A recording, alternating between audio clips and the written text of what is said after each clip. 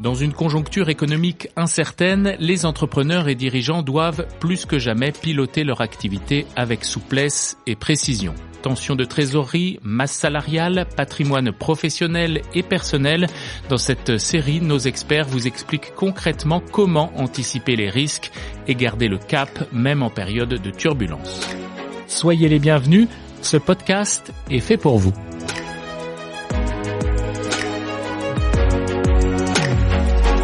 Notre premier épisode est consacré à la gestion des effectifs dans l'entreprise et pour nous guider, j'accueille notre expert François van der Merch. Bonjour. Bonjour. Vous êtes responsable régional gestion sociale chez Rich Conseil. Pourquoi recommandez-vous aux entreprises de regarder de près leur masse salariale ? Eh bien, c'est généralement un poste très important, voire le plus important, mais c'est aussi le plus sensible. On est obligé de s'y attaquer effectivement très rapidement. Car quand on regarde d'autres dépenses, je pense notamment les loyers ou certains autres contrats fixes, les marges de manœuvre sont évidemment beaucoup plus réduites. La problématique de la masse salariale, c'est que diminuer son coût, c'est aussi compliqué pour le chef d'entreprise, car derrière, c'est de l'humain. Donc si vous attendez trop longtemps pour vous y attaquer, vous risquez de vous retrouver dans une situation extrêmement compliquée, même en termes de climat social. Et inversement, par contre, si vous pilotez bien cette masse salariale, vous pouvez prendre des décisions éclairées, vous pouvez aussi maintenir l'engagement de vos salariés et anticiper des difficultés financières, avec l'objectif évidemment de préserver la pérennité de l'entreprise et de l'emploi. Quel poids représente la masse salariale dans les entreprises ? C'est parfois extrêmement important parce que dans certaines entreprises, notamment de services ou de conseils, on peut atteindre des niveaux de 60, 70, voire 80% lorsque les entreprises sont en phase de démarrage. Donc ce sont vraiment des chiffres très élevés. Oui, c'est très élevé et encore une fois, d'où l'obligation de les regarder de très près et très régulièrement. Concrètement, de quoi est composée la masse salariale ? Alors la masse salariale, souvent on va parler des rémunérations brutes et des charges sociales. Mais en fait, il faut entrer dans une granularité plus fine parce que à l'intérieur de ces éléments, vous allez retrouver les heures supplémentaires, des primes, des avantages en nature. Vous pouvez avoir des éléments supplémentaires de protection sociale ou de retraite. Tout cela peut venir d'usage historique qu'il faut parfois justement réévaluer. C'est difficile aussi, mais c'est aussi comme ça qu'on sauvegarde les entreprises. Comment suivre au mieux l'évolution de la masse salariale et avoir les bons indicateurs ? Alors, l'idéal, c'est de pouvoir anticiper pour pouvoir être réactif. Donc, aujourd'hui, on dit souvent on ne peut pas se contenter de regarder la comptabilité traditionnelle, parce que si on attend la production des comptes annuels, il est souvent trop tard. Je rappelle souvent que la comptabilité reste une science passéiste, elle met en forme des éléments passés. Donc aujourd'hui, on ne peut pas imaginer une entreprise qui pilote sans un tableau de bord mensuel avec des indicateurs précis. Ça permet de détecter rapidement les écarts et d'activer les solutions. Alors les écarts par rapport à des budgets, là aussi c'est important de le prévoir en amont, et donc d'activer ces solutions afin que la situation ne devienne pas critique. Quelles données clés doivent, selon vous, figurer dans ce tableau de bord mensuel ? Il y en a beaucoup, mais si on se focalise sur la masse salariale, on ne va pas rester juste sur cet élément de masse salariale. On peut aussi y mettre des indicateurs très axés sur les ressources humaines. Je pense au taux de turnover ou encore à un taux d'absentéisme, qui peuvent être des indicateurs extrêmement importants pour le chef d'entreprise et lui permettre de réagir pour comprendre ce qui se passe dans l'entreprise.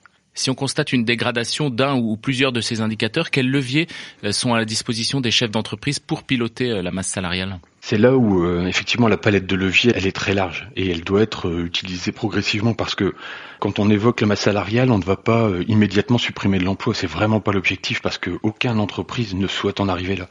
Donc il y a des solutions, des leviers. On peut ajuster les heures supplémentaires et les primes. On peut remettre en cause certains avantages.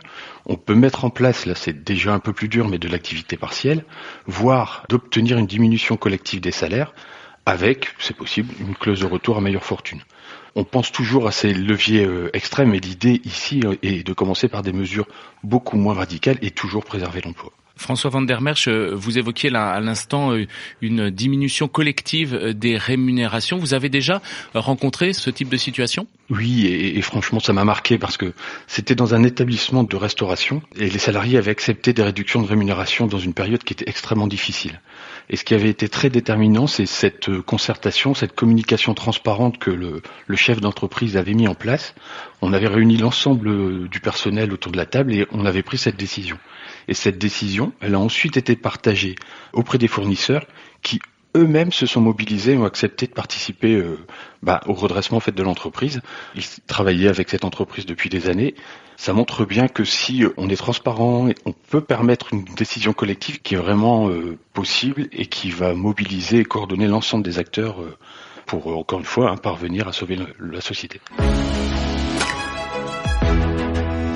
L'une des clés dans l'exemple que vous donnez, c'est cette communication fluide et transparente. Comment organiser ce dialogue, cette communication avec les salariés ? Alors moi je conseille de mettre en place des rituels, c'est-à-dire vraiment des réunions régulières. Alors ça peut être une fois par mois quand on est sur des petites structures, éventuellement une fois par semaine pour des plus importantes.